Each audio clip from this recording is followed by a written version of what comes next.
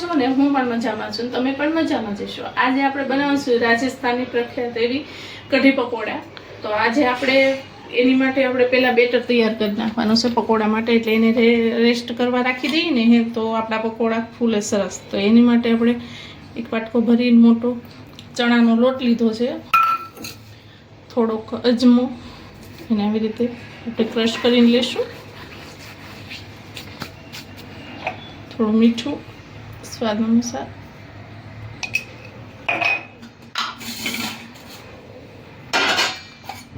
થોડોક હળદર પાવડર, થોડીક હિંગ અને થોડું લાલ મરચું. વધારે નથી નાખવાનું આપણે એને બધું મિક્સ કરી દઈશું. થોડું થોડું પાણી નાખતા જશું. એક હારે બધું પાણી નથી નાખવા દેવાનું આપણે, એટલે થોડું થોડું નાખશું આપણે.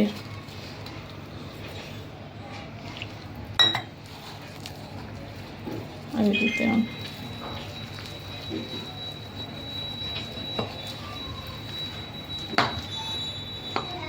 એક હારે પાણી નાખી દઈશું ને તો આપણું બેટર છે એ ઢીલું થઈ જશે. આપણે ઢીલું નથી કરવાનું, તો બધું મિક્સ કરી દઈશું. થોડું પાણી નાખશું.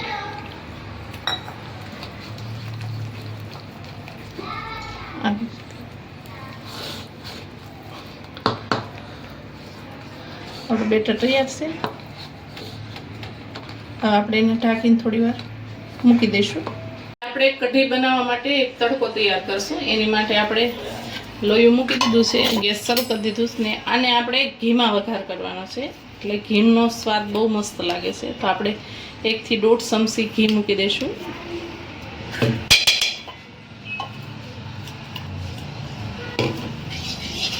તેલ આપણું ઘી મૂકી દીધું છે, ગરમ થાય છે.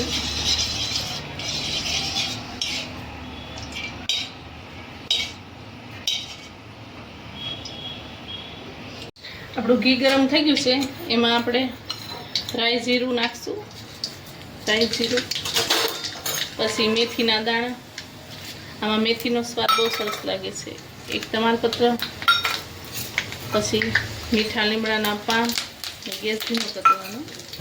2 થી 3 લવિંગ ને આ આદુ મરચાં અને લસણ છે એની પેસ્ટ છે.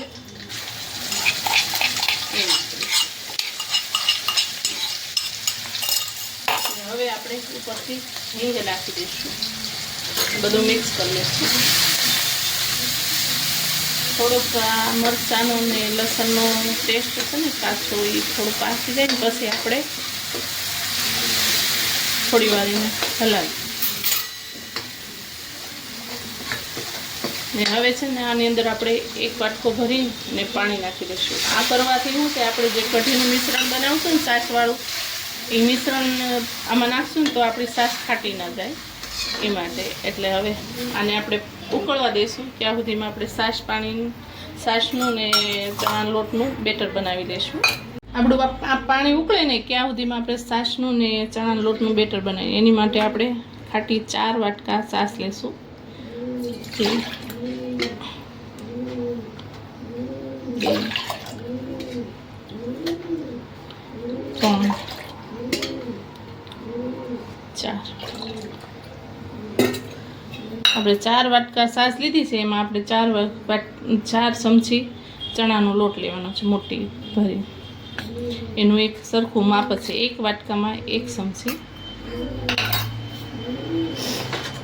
હવે એની અંદર આપણે હળદર નાખી દઈશું, 1/2 ચમચી જેટલી, 1 ચમચી જેટલું લાલ મરચું. મીઠું આપણે ક્યાં નથી નાખવાનું, આપણી કઢી પાકી જાય ને ક્યારે નકર ને. એમાં હવે બ્લેન્ડર ફેરવી દઈશું આપણે. એક સરખું મિક્સ.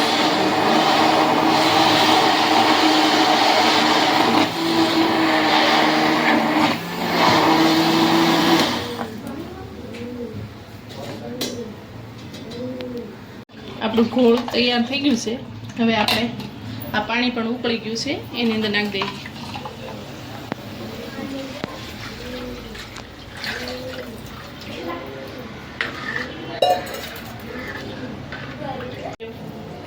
ગોળ અંદર નાખી દીધું છે. હવે આપણે એમાં પાણી નાખીશું થોડું. આપણે થોડીક આસી બનાવી છે ને, આપણે પાછા પકોડા નાખશું ને એટલે બધું છાશ છે ને શોષી લેશે. આપણે એમાં 1 વાટકી ભરીને પાણી નાખશું.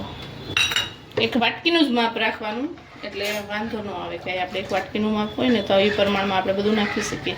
આપણે ક્યારે મીઠું નાખવાનું નથી. થોડી વાર આપણે કઢી થવા દઈશું ને પછી આપણે મીઠું નાખીશું. હવે એને થોડી વાર ઉકળવા દઈશું. આપણી કઢી સાઈડમાં મૂકી દીધી છે. ત્યાં ઉકળે છે ત્યાં સુધી એમાં તેલ ગરમ કરવા લાગ્યું. હવે આ બેટર છે ને એ આપણે થોડી વાર એને આવી રીતે એક જ ડાયરેક્શનમાં ફેટી લેવાનું છે. એટલે આપણા જે પકોડા છે ને એ ફૂલા ફૂલા બને. એટલે એને થોડી વાર આવી રીતે એક જ ડાયરેક્શનમાં ફેટી લેશું. આવી રીતે થોડીક વાર આવી રીતે આમ ફેટવાનું.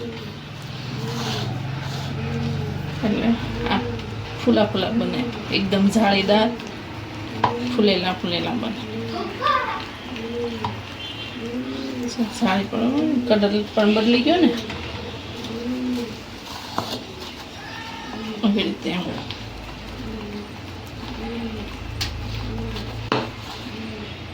હવે આપણે એની અંદર થોડુંક આપણે ખાવાનો સોડા નાખી દઈશું.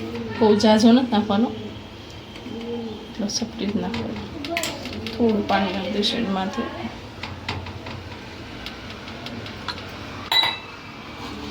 બધું હલાવી દઈશું એટલે આપણા સોડા મિક્સ થઈ જાય.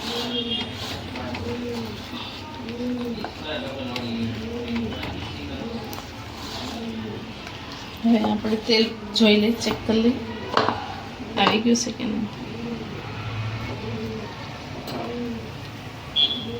હા, આપણું તેલ પણ ગરમ થઈ ગયું છે. આપણે પાડી લઈશું.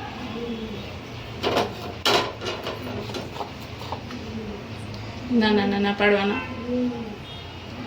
થોડુંક પોષણ લઈને આમાં થોડું નાખી જવાનું આપણે બેટર.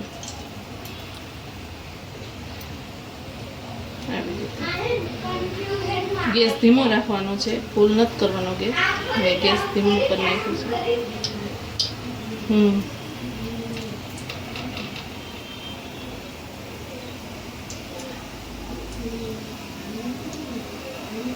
આવી રીતે અમને સાઈડમાં આપણી કઢી પણ ઉકળવા મળી છે. સાઈડમાં આપણે શું છે કે સાઈડમાં પકોડા બનાવી નાખીને એટલે કઢી ઉકળી રહી ત્યાં સુધીમાં આપણા પકોડા પણ બની જાય.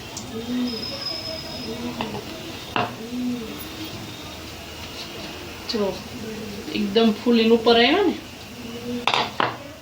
આપણે ચેક કરી લઈશું.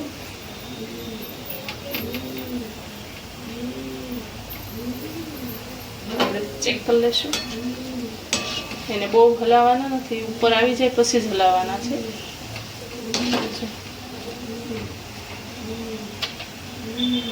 આપણે કઢીમાં પણ 1 ચમચો ફેરવી દઈશું.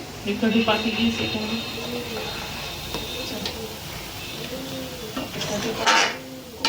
થોડીક તૈયાર જ થઈ ગઈ છે અને હવે થોડી વાર રહેવા દઈશું. ત્યાં આપણે પકોડા બનાવી લઈએ.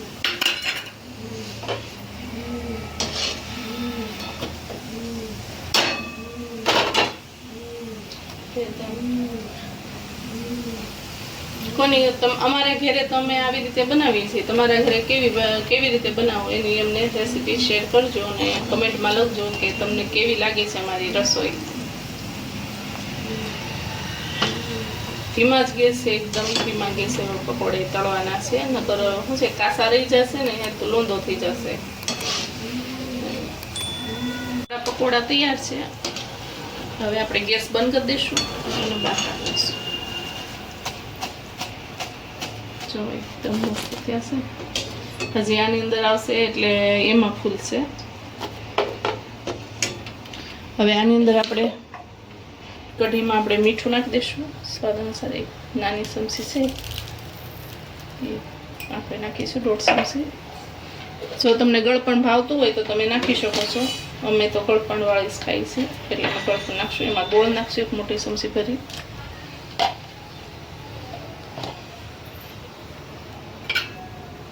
હવે બધું મિક્સ કરી દઈશું. આપણે ક્યારે મીઠું નાખીએ ને તો આપણી છાશ ફાટી ના જાય, એટલે આપણે ક્યારે ગળપણ ને મીઠું બે નાખ્યું છે. તમને ગળપણ પસંદ હોય તો તમે નાખી શકો છો, અને આપણી કઢી પણ ઉકળી ગઈ છે. તો હવે એની અંદર આપણે જે પકોડા બનાવીએ ને, જો પકોડાનું ટેક્સચર બતાવું, જો જાળીદાર થયા છે ને. હવે આની અંદર આપણે નાખી દઈશું પકોડા, આવી રીતે બધું મિક્સ કરી દઈશું. આપણી કઢી પકોડા પણ ફૂલવા માંડ્યા જો. હવે એને આપણે ધીમો ગેસ કરીને થોડીક વાર એને ઢાંકી પકાવવા દઈશું. આપણે ચેક કરી લઈશું.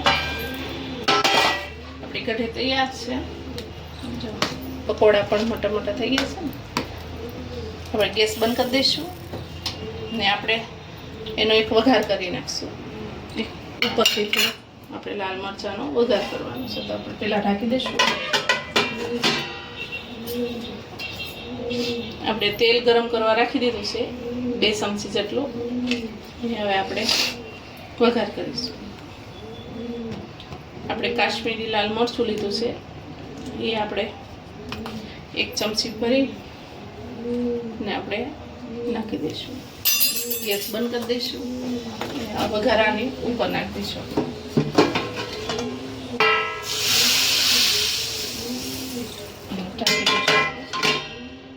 હવે એને થોડીક વાર રહેવા દઈશું. હવે આપણે તૈયાર છે આપણી પકોડા કઢી. રાજસ્થાન સ્ટાઇલ. હવે આપણે એમાં થોડાક લીલા ધાણા નાખી દઈશું. જેટલી તમારે ઘાટી રાખવી હોય એટલી તમારે ઘાટી રાખવાની. આપણે એને સર્વ કરીશું ભાત સાથે.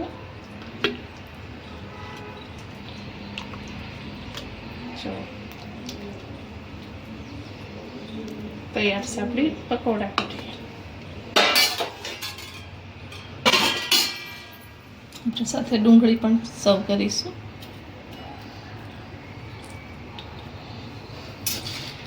એકદમ પોચીને એકદમ સરસ એવી જો આપણી પકોડા કઢી તૈયાર છે.